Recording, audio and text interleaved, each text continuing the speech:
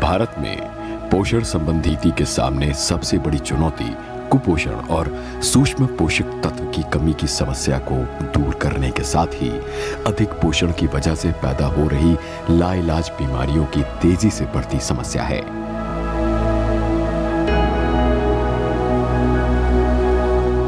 इन समस्याओं को दूर करने और देश में कुपोषण की चुनौती से निपटने के लिए सरकार ने पोषण को एक महत्वाकांक्षी मिशन के रूप में लिया है।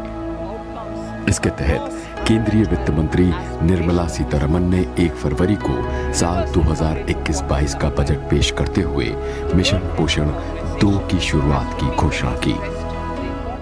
To strengthen nutritional content, delivery, outreach and outcome, we will merge the supplementary nutrition program and the Poshan Abhiyan and launch the Mission Poshan 2.0.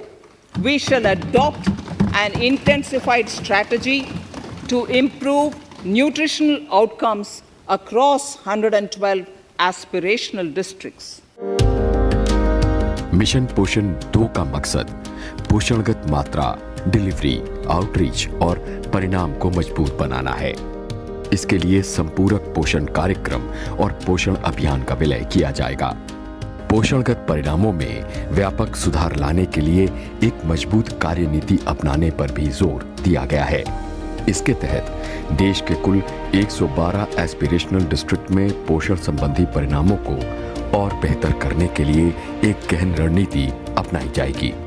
आम बजट में महिला और बाल विकास मंत्रालय को आवंटित 24,435 करोड़ रुपए में से सक्षम आंगनबाड़ी और पोषण 2 को 20,105 करोड़ रुपए की राशि आवंटित की गई है।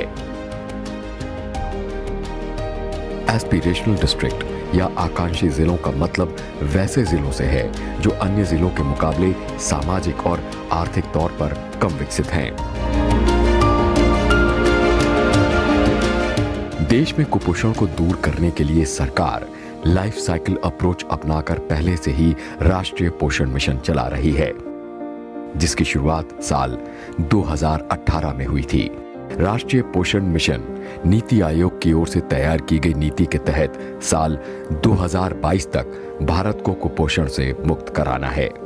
इस योजना की मदद से अल्पपोषण, अनीमिया से पीड़ित बच्चे, गर्भवती महिलाएं या किशोर लड़कियों के पोषण संबंधी परिणामों में सुधार लाना है।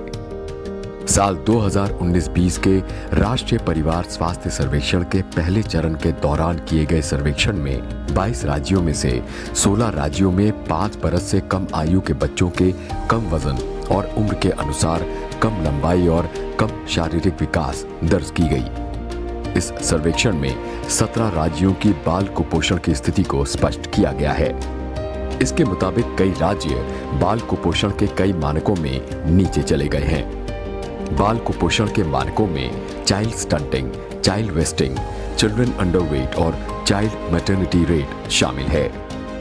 सर्वेक्षण के मुताबिक 5 साल से कम उम्र के बच्चों में चाइल्ड वेस्टिंग यानी बच्चों में दुबलापन कम होने के बजाय बढ़ रही है।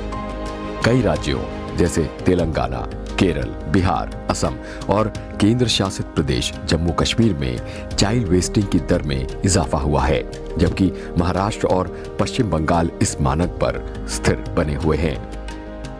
चाइल्ड स्टंटिंग यानी बच्चों में नाटापन या कम लंबाई मानक में उम्र के अनुपात में बच्चों में वृद्धि मापी जाती है। सर्वेक्षण के आंकड़ों के मुताबिक तेलंगाना, गुजरात, केरल, महाराष्ट्र और पश्चिम बंगाल में चाइल्ड स्टंटिंग का अनुपात बढ़ा है। सर्वेक्षण के आंकड़ों के मुताबिक साल 2015-19 के दौरान शिशु मृत्यु दर में थोड़ा सुधार हुआ है। चाइल्ड मोर्टेलिटी रेट यानी शिशु मृत्यु दर का मतलब 1 से 5 बरस के 1000 जीवित बच्चों के जन्म पर होने वाली मौत की संख्या है। इस सर्वेक्षण में कई बड़े राज्य जैसे गुजरात, महाराष्ट्र, पश्चिम बंगाल, तेलंगाना, असम और केरल में चिल्ड्रन अंडरवेट यानी बच्चों की लंबाई की तुलना में कम वजन में बढ़ोतरी दर्ज हुई है। मिशन पोषण 2 देश में बच्चों और गर्भवती महिलाओं के पोषण आहार में न केवल सुधार करेगा बल्कि बच्चों का भविष्य सुरक्षित करने में भी काफी मददगार साबित होगा। इसके साथ ही ये स्वस्थ और संपन्न भारत के निर्माण की राह को और भी आसान बनाएगा।